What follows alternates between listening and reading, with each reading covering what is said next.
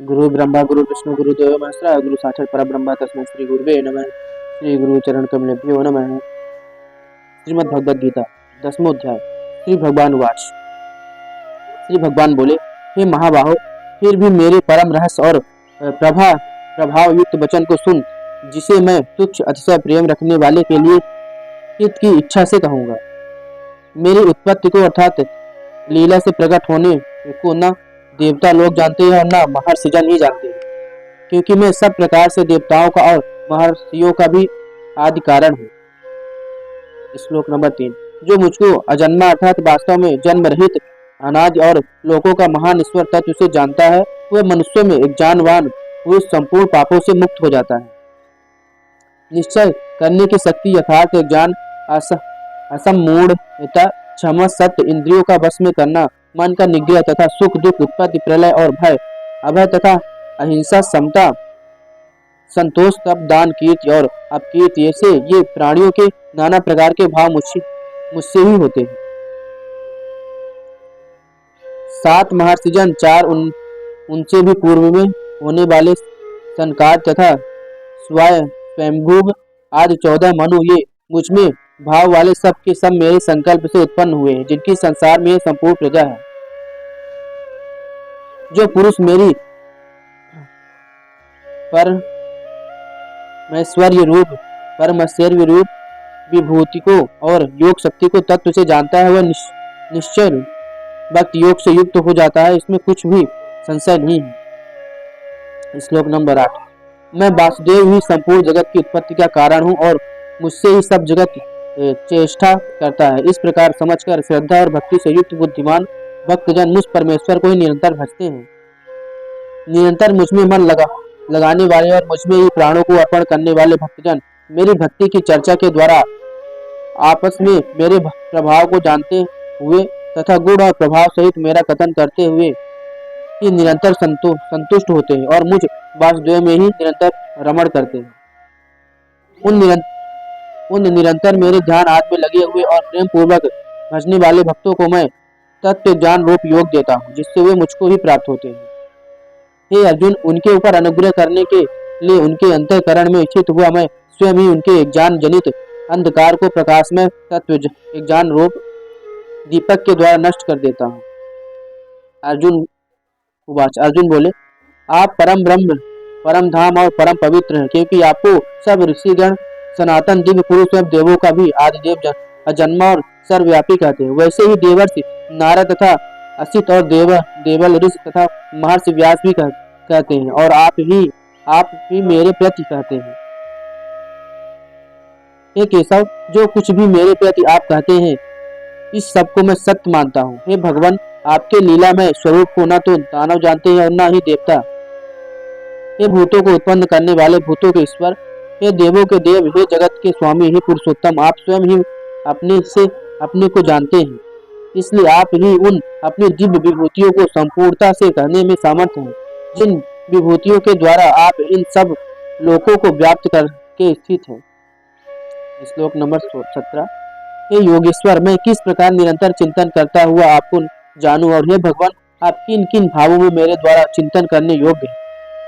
हे जनार्दन, अपनी योग शक्ति को और विभूति को भी विस्तार पूर्वक कहिए, क्योंकि आपके अमृतमय वचनों को सुनते हुए मेरी तृप्ति नहीं होती अर्थात सुनने की उत्कंठा बनी रहती है। श्री भगवान बोले, हे कुरुश्रेष्ठ, अब मैं जो मेरी दिव्य विभूतियां हैं उनको तेरे लिए प्रधानता से कहूँगा, क्योंकि मेरे विस्तार का अंत नहीं है। हे अर्जुन, मैं सब भूतों के हृदय में स्थित सबका आत्मा हूँ तथा संपूर्ण भूतों का आदि मध्य और अंत भी मैं ही हूँ। मैं आदित्य के 12 पुत्रों में विष्णु और ज्योतियों में किरणों वाला सूर्य हूँ तथा मैं 49 वासुदेवताओं का तेज और नक्षत्रों का अधिपति चंद्रमा हूँ। मैं वेदों में सामवेद हूँ, देवों में इंद्र हूँ, इंद्रियों में मन हूँ और भूत प्राणियों की चेतना अर्थात जीवन शक्ति हूँ।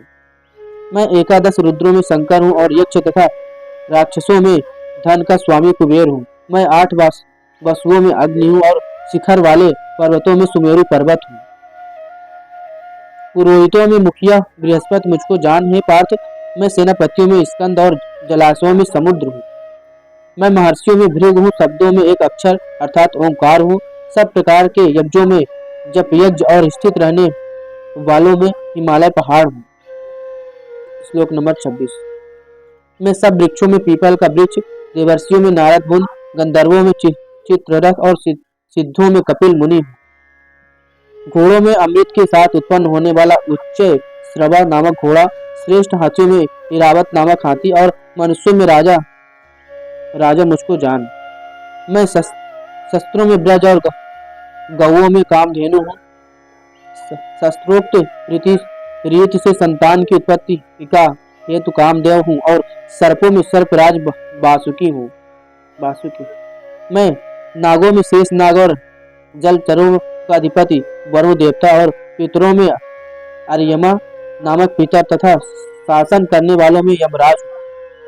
मैं दैत्यों में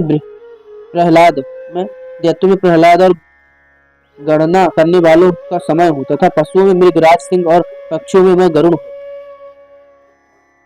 मैं पवित्र करने वालों में वायु और शस्त्रधारियों में श्री राम हूँ तथा मछलियों में मगर हूँ और नदियों में श्री भागीरथी गंगा जी। हे अर्जुन, सृष्टियों का आदि और अंत तथा मध्य भी मैं ही हूँ। मैं विद्याओं में अध्यात्म विद्या अर्थात ब्रह्म विद्या और परस्पर विवाद करने वालों का तत्व निर्णय के लिए किया जाने वाला वाद हूँ। मैं अक्षरों में आकार हूँ और समासों में द्वंद्व नामक समास हूँ।